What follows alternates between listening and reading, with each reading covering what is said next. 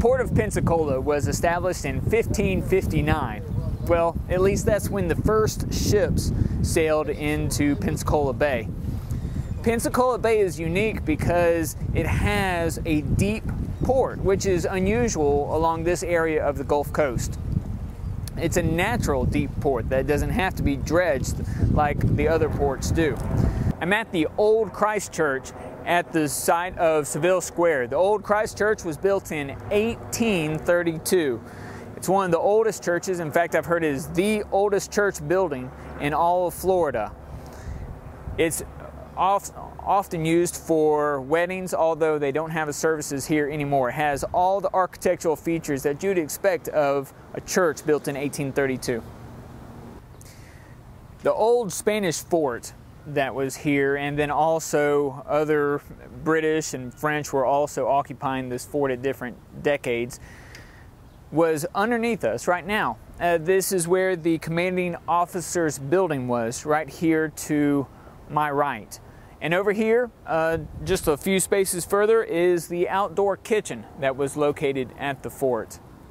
You see the foundation of the fort that has been exposed through some archaeological digs, and you can see that they have ongoing archaeological digs. Here's some posts and strings that have been put in so that they can keep track of where they find certain things. I saw a dig out here just a few weeks ago, here in this grassy area. They were doing an archaeological dig. So Pensacola has a rich past, and they're still unearthing it. I knew T.T. Wentworth, or at least I met him when I was a child. He collected everything, especially things of historical significance. And in this collection, as it evolved, people started coming to see his collection, and he had a building just for his collection. And then, before he passed away, all of his collection was moved here to the official T.T. Wentworth Museum.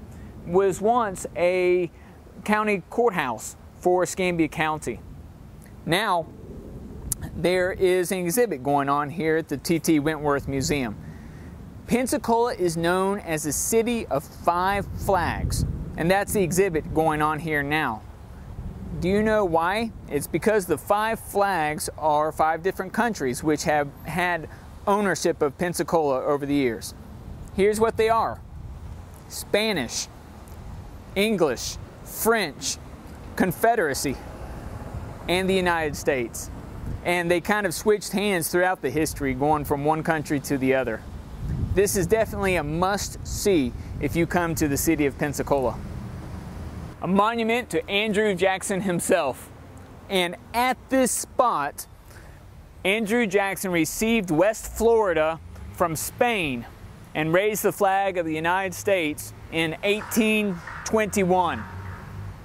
So it goes into detail of all the places, the countries rather, that have owned Northwest Florida, particularly Pensacola. We're at Plaza Ferdinand, and Plaza Ferdinand is known as the spot where Andrew Jackson took control of Florida from the Spanish. It's a neat place to enjoy a lunch. There's nice magnolia trees, and of course the historical significance. It's at the corners of Government Street and Palafox.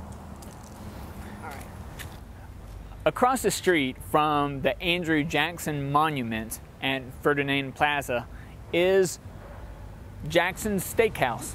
Jackson's Steakhouse is a famous spot here in Pensacola, owned by Irv Jackson. I don't know what Irv Jackson would think about these cannons pointed straight at his restaurant. These cannons are legit. They were unearthed here in Pensacola as they were doing excavations for building new buildings or other things.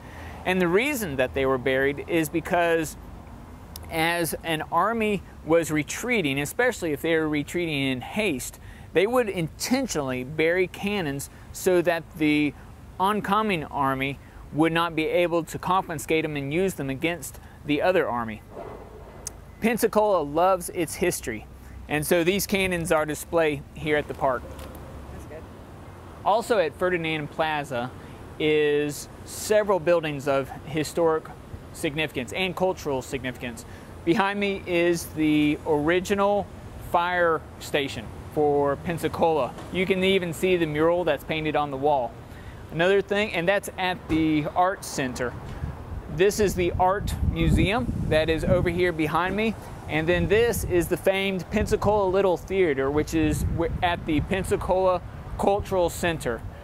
All kinds of things that go on here, from ballet to acting classes and other acting events. There's also a restaurant in here called the Portobello Market. So a lot of neat things here just within walking distance of the Ferdinand Plaza. There are a few places to enjoy a good ball game than the Pensacola Blue Wahoos Stadium down in downtown Pensacola. You can see the water to the background. It overlooks the bay. Every once in a while, a ball will fly out of the stadium and end up in the water. That's how close we are. It's a brand new stadium. And this place, all the ball games I have been to, they're very family friendly. They have low price tickets and they have great service. I mean, everybody that works here really wants to make sure that you have a great experience when you're here. I think that the experience I'm getting right now, however, is a little lacking. Where is everybody? How can someone not love Pensacola? We have jets. Jets come through here because of the Naval Air Station, which is just a little to the south of us now. We're here at the ballpark. And there's some big grassy areas that you can come out here anytime you want, have a picnic, enjoy throwing frisbee with your kids. It's a really good place. Immediately next to the Blue Wahoo Stadium is the Randall K. and Martha A. Hunter Amphitheatre. It's state-of-the-art, built just a couple of years ago, and it has the beautiful Pensacola Bay behind it as a backdrop. A large stage with a brick front, and also a large grassy area. Participants can watch the show as well as enjoy the breeze coming off the bay. Joe Patti started his seafood business in 1935 with this boat right behind me. Since then, it has grown to be one of the largest distributors of seafood on the Gulf Coast, maybe in the Southeast. It's known throughout the country as being a place to get seafood. If you're in the restaurant business, you may have heard this name before. So let's go check out their operation. As you can see, the whole operation has changed a whole lot since then. Joe Patti's has grown to a fleet of large fishing vessels which bring in the shrimp, the mullet, the snapper, the grouper, anything you can get out of the bay and eat, or the Gulf and eat. It can be purchased here and comes in off this dock, off these boats. All right, well, I'm here with Mr. Frank here at Joe Patti's right now.